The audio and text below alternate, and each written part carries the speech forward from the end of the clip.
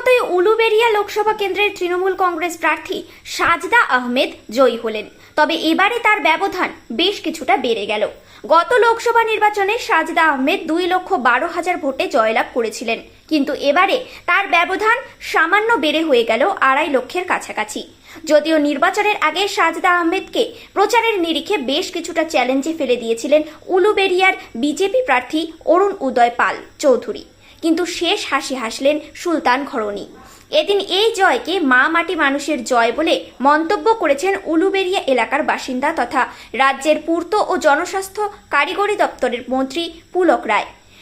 এদিন তৃণমূল কংগ্রেস কর্মী সমর্থকরা উলুবেড়িয়ার বীরশিবপুরে গণনা কেন্দ্রের বাইরে উচ্ছ্বাসে ভেসে যান।